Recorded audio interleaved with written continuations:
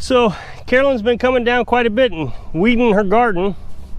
If you've been following me for the last few weeks, you'll know that Carolyn has really struggled with the garden this year. It's just rained nonstop this spring. It's been pretty tragic. Somebody says you need to put the garden on a slope. This garden is on a slope. We live on a huge hill, but the water just piles up in the garden. Everything is flooded, everything. Roads are washed away. It's rained about every other day. And it's not one of these, light rains. It's a gully washer every time.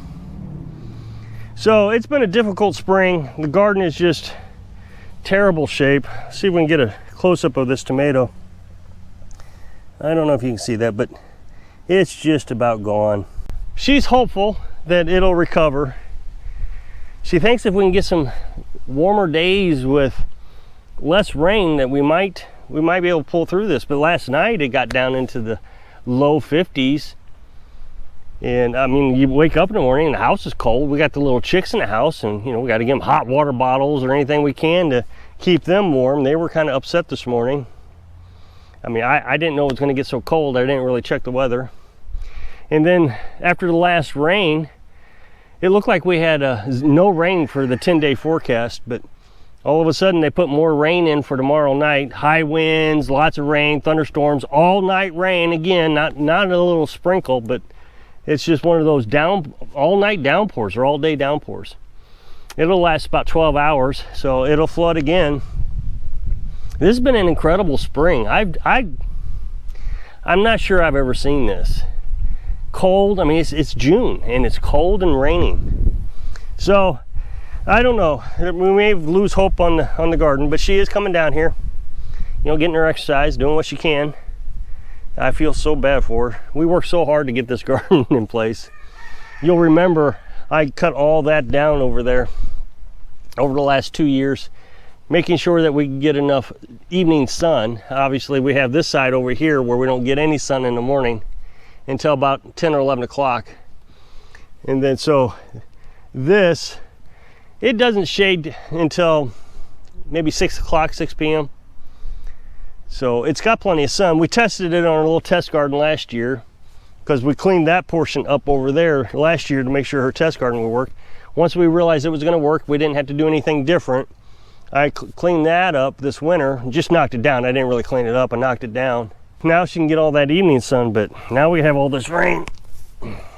Feel bad for her. She really likes gardens, but she really struggles with them since we've got here. We're not going to plant any corn. We were going to plant corn, but we decided we weren't going to. It's just not healthy food. We've talked about that a lot. So yesterday was Friday for us. You'll get this video, well, maybe tomorrow, I don't know. So we went to town like we always do. Well, it's not really town, it's Dollar General. It's out in the middle of nowhere, in the middle of the field actually. So we went to Dollar General like we do every Friday, and we stockpile our, some of our items. Yeah, and we always get an ice cream, just a little snack, and one of those little ice creams once a week. I know it's not healthy. Somebody's gonna say, I thought you were on a health kick. I'm not on a health kick. I'm just trying to watch what we eat. So, ice cream once a week, I can't imagine it's that bad, but I've said that before. Somebody will complain. So last week when we drove by, gas prices went down. We haven't filled up the truck in a few weeks now. We filled it up at $4.19. Then the Memorial Day weekend, it went down to $4.09. I thought, hey, great, gas prices are coming down. They should have went up for Memorial Day. That's what normally happens, but they came down. Well, then this Friday, it shot up to $4.29. So $4.19, $4.09, $4.29. It went up 20 cents since the last time we saw it. I got 3/4 of a tank of gas left in my truck. I should have filled up last weekend, but last weekend was it just didn't seem like it really needed to fill. But I guess I should have. So now they're predicting $5, over $5 gasoline within the next few weeks. I had hoped that we would get this problem resolved and the gas prices would start to come back down, but it's not. I watched a YouTube video of one of the news channels, and they were talking about that the American people are still okay with the gas prices. Demand hasn't really went down. People are still using it. They went on holidays. So the prices don't seem to be affecting them. Well, I don't know who they're talking to or how they're getting their analysis. I don't know, but it certainly is affecting me.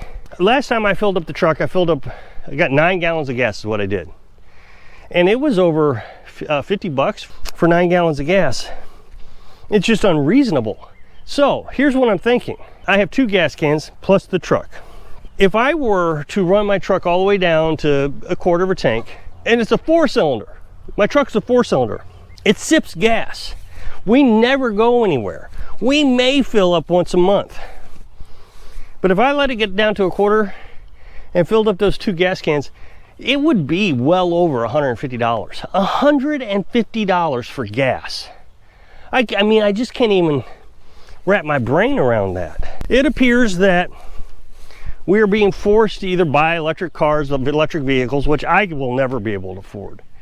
There's just no way I can afford it. That means that I got to rely on a gas truck, you know, a gas-driven truck, and I won't be able to afford the gas. So that means I'm basically stuck on this property pretty much all the time. Of course, the Dollar General's 3 miles away out in the middle of a field, so may have to get to a point where I just sit out on a Friday afternoon and walk out there and skip the ice cream. It's just out of hand.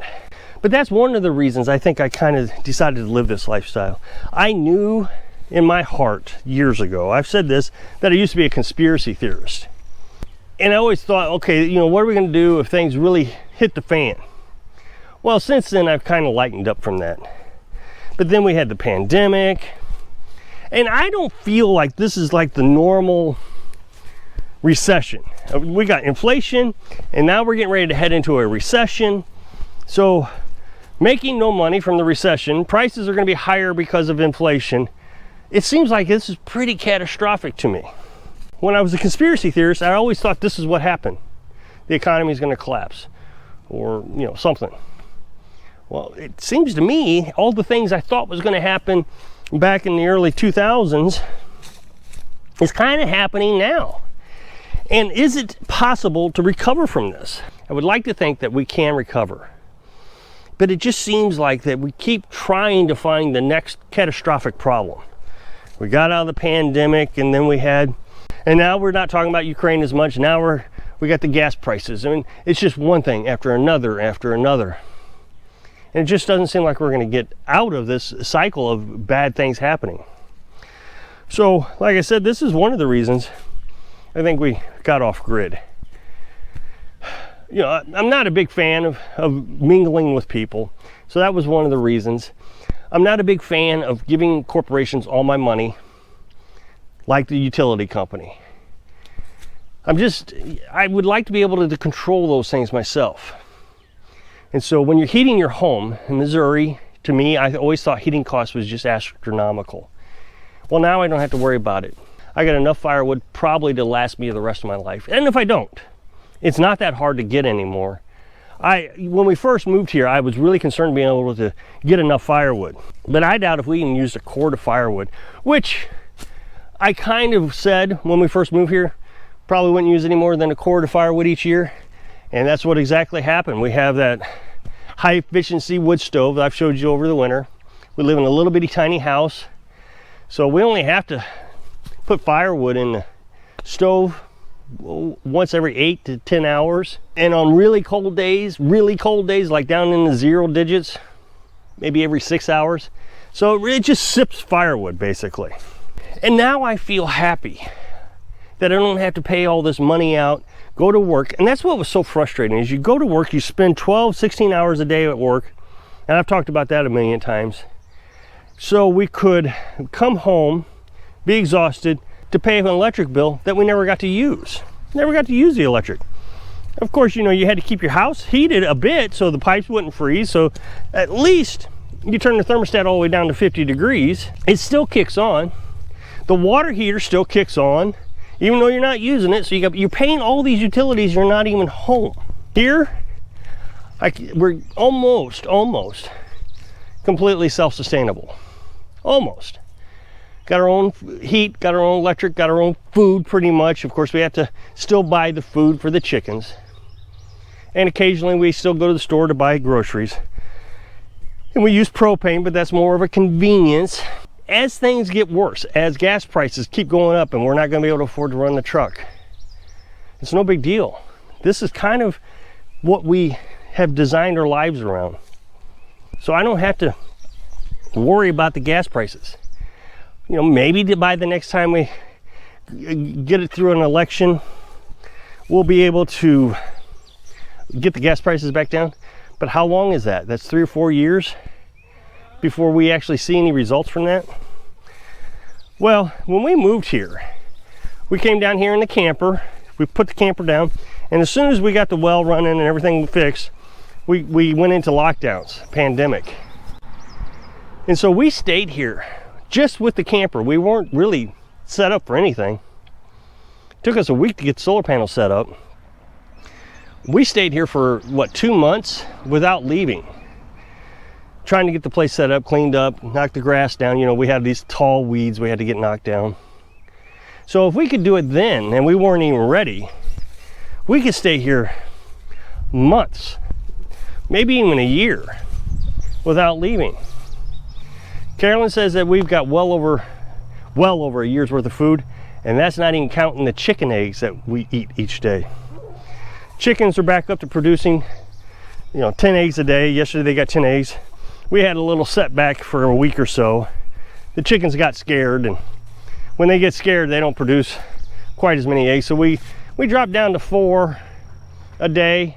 Then it got up to 6 and then 8. Now we're back up to 10. So we try to minimize the amount of stress they're under so they'll continue to produce. We got Brahmas now, and Brahmas produce eggs throughout the winter.